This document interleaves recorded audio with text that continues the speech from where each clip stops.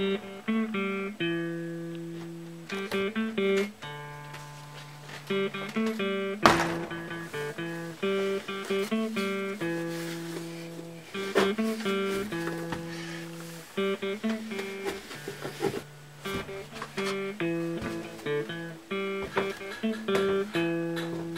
may be wondering why I'm putting mud boots on here at the end of summer. Well, stay tuned and I'll explain what's going on.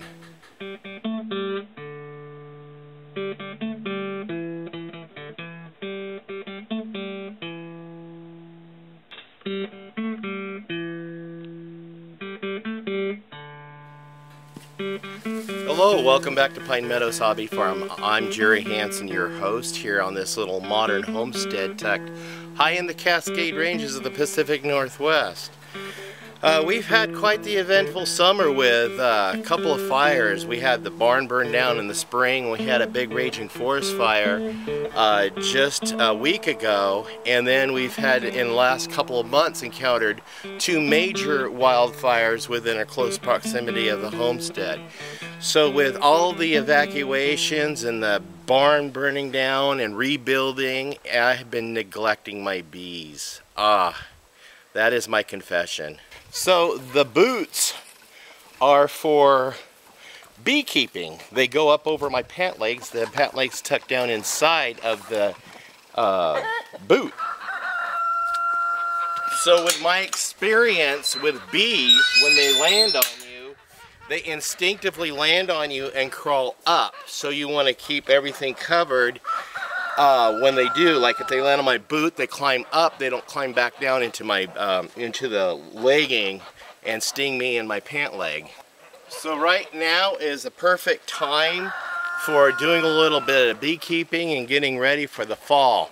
We got a semi-cloudy sky, but the temperature's warm, and then there is no breeze, which is perfect for beekeeping because the wind, cold weather, it irritates the bees when you try to get in the hives.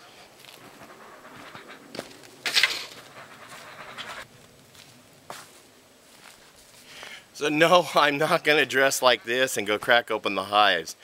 My equipment's over here in the bee barn.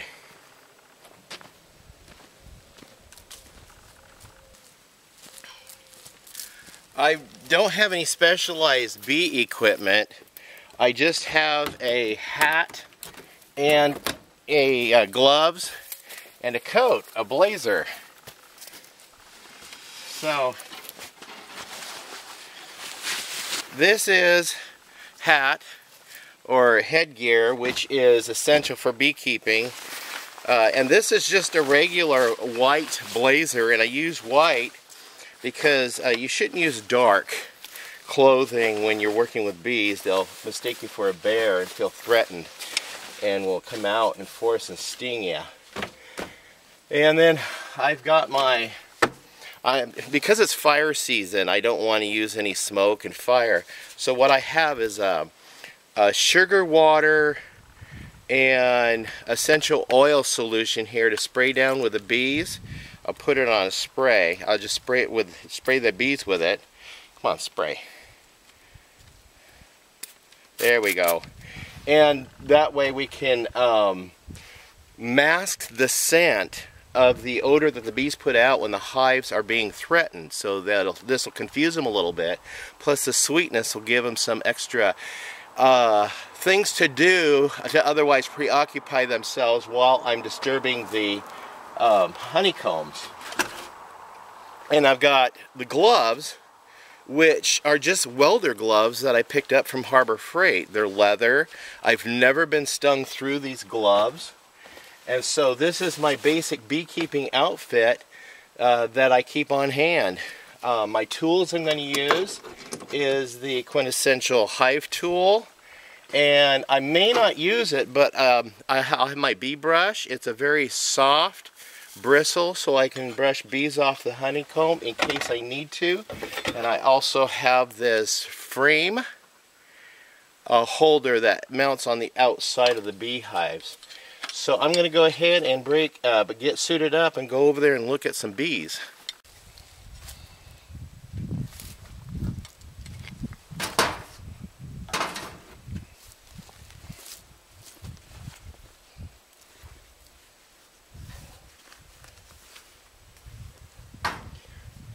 I put the headgear on first because I want my coat to go up around the collar of it.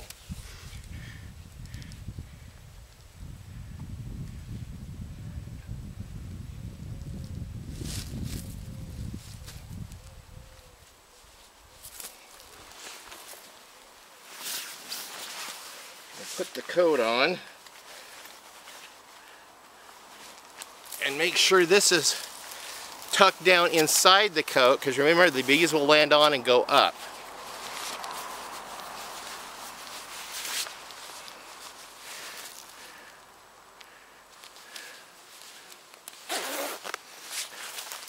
And excuse me while I tuck in the coat into my breeches so the bees won't crawl in underneath of the coat.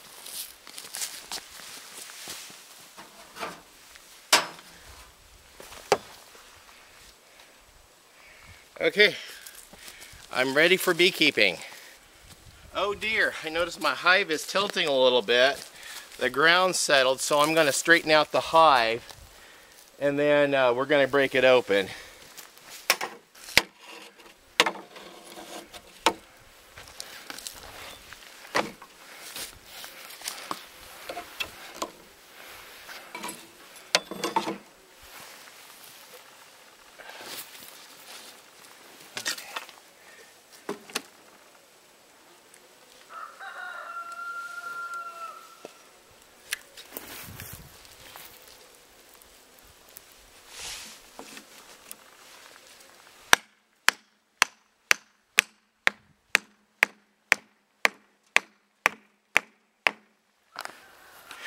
That should do it until this fall when the ground softens a little bit. I'm going to put new posts in and a whole new holding apparatus in here, because those beehives they need more stability than this.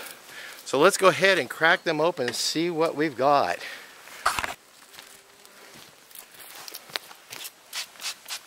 Okay, give the front a squirt.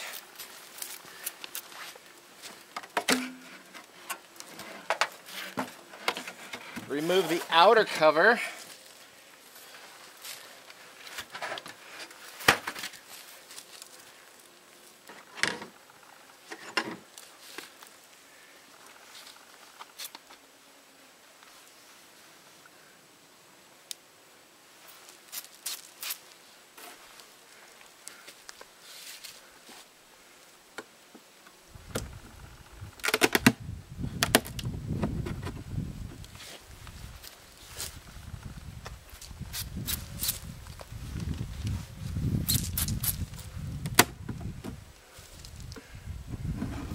Scouts have already come out, the soldier bees.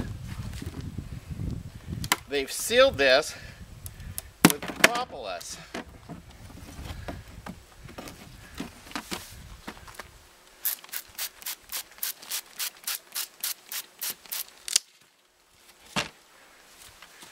So far so good. I've got good wax comb going on up here.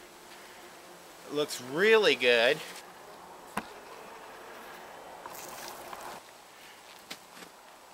Put my frame holder on.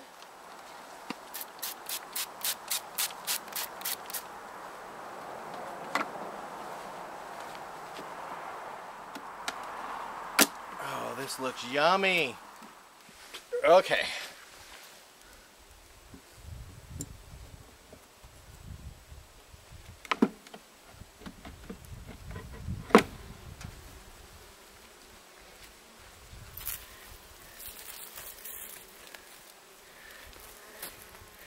Good, there's some brood here.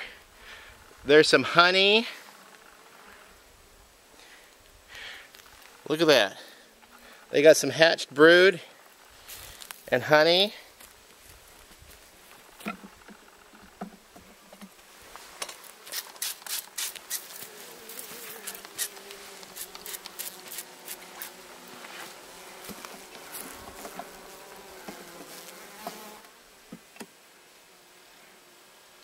And this is what I wanted to find, is do they have plenty of wax stores for the winter?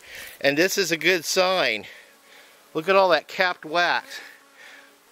Some of this is open, some of it's closed. And it's also now the time to start feeding the bees.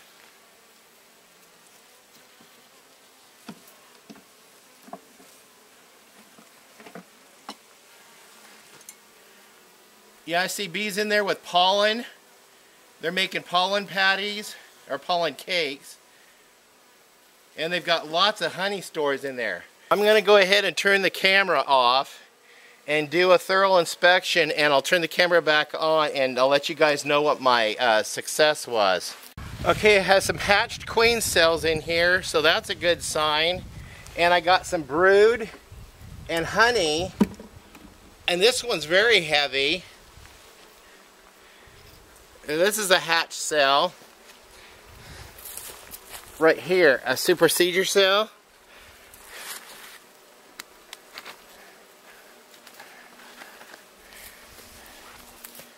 And this would have been honey. This is honey right here. There's another supersedure cell they're trying to build right there. This was heavy with honey. So I'm going to start feeding the bees to make sure they're laying up enough honey in store. Now this one's really heavy. Look at this. This is all honey. Heavy, heavy, heavy. Heavy.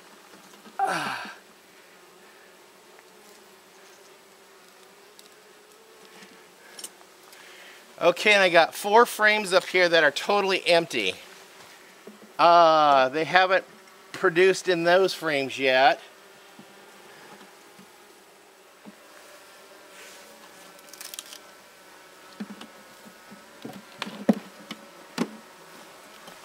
Okay, I'm going to put my inner cover back on this one.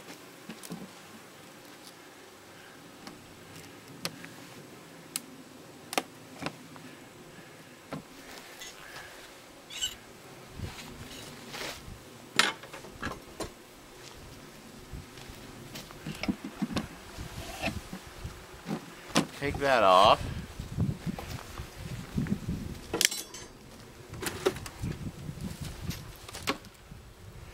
Okay.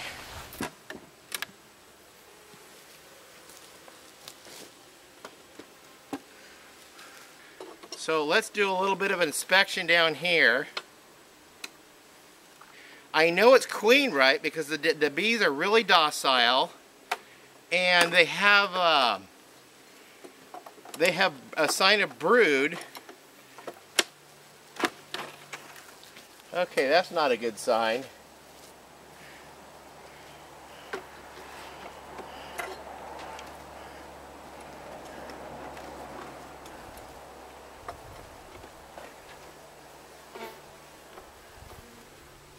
Most of these frames are empty.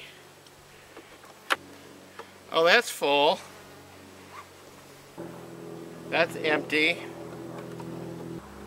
That's a drawn out frame, but empty. And that's a drawn out frame, but empty.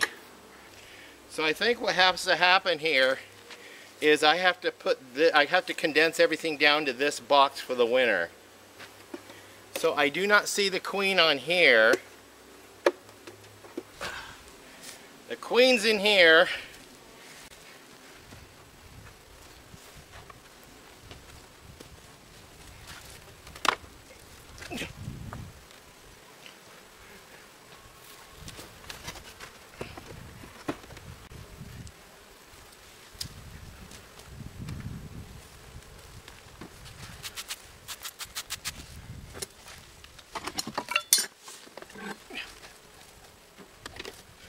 Put the entrance reducer on the entrance of the hive.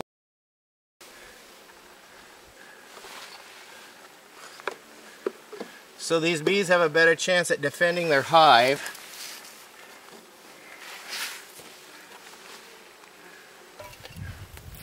And put my equipment away. Okay. That's what happens when you neglect your bees all year. You leave them to their own devices and let nature take its course. The It had several queen cells, so that's a good sign. And I counted 3 queen cells in there. There's evidence of the queen in there. She is, she had been laying brood because there's evidence of brood cells. So they're pretty docile and happy. If the bee's temperament gets really testy and feisty if there's no queen. So they seem to be doing okay as far as this goes. I'm going to give them a better chance at surviving winter. When time comes, I'll cover the hive. What the entrance reducer does is it narrows the comings and goings of the colony, and also makes it easier for the defenders to defend the hive from invaders.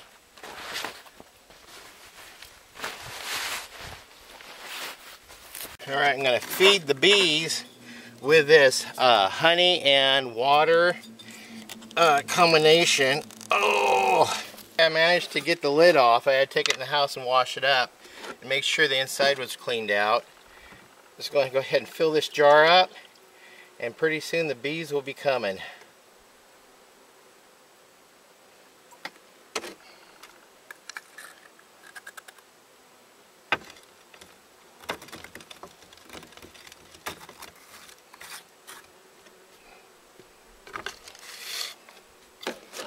Okay, we'll see what they do.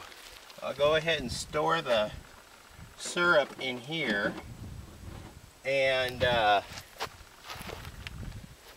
when it's time to refill it, I'll just come right out here and use my stockpile right here. I do have to go down to the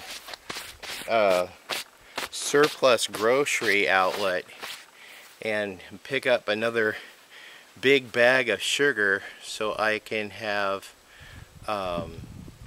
sugar for them for the into the fall. And then in the winter times you want to feed them dry sugar, and the dry sugar you want to use is drivert sugar, specifically for bees. You just pour that on the top of the hive and they can eat that and process that raw without it being wet. Now the reason why I broke this down to 1 box is because the size of the colony wasn't big, and so it'd be suitable enough for 1 box. And that smaller the chamber, the easier it is for them to keep warm this winter. So that's why I broke it down to 1 single level of the box. So I'll be babying them throughout the fall by feeding them a lot, hoping they'll have enough carbohydrates from the honey and nectar that I'll be giving them to make it through the winter. And then in the next spring and throughout the summer, I'm going to devote most of my time on beekeeping and gardening, because I'm done with the infrastructure as far as the livestock goes on the barns. The chicken coop, the rabbit house, and the winter housing for my ducks and geese. And also the greenhouse with adding the worm bin. I'm glad I got the greenhouse done. We can cultivate some plants through the fall, and maybe into the winter. I've got to learn more about growing, what to grow in the winter months in the greenhouse. So there's a lot to learn on this homestead. And again, I want to emphasize, this is more about us learning how to homestead and learning how to do each one of these things, and being as transparent as possible, showing my triumphs and my failures, and being real, just for you all to know what not to do through my experience. Well, that's it in a nutshell. I'm Jerry Hansen, your host here at Pine Meadows Hobby Farm. We're a small homestead tucked high in the Cascade Ranges of the Pacific Northwest. And yeah, just showing you how much I suck at beekeeping with all these distractions from wildfires and barn fires. That sucks. Stay tuned for more videos. I got more coming. You can follow me on social media on my Twitter, Facebook, Pinterest, Reddit, Google+, and Blogger. For now, I'm not sure what Twitter and Facebook and Google's gonna do. Well, we'll see. We'll see you guys later. Bye-bye.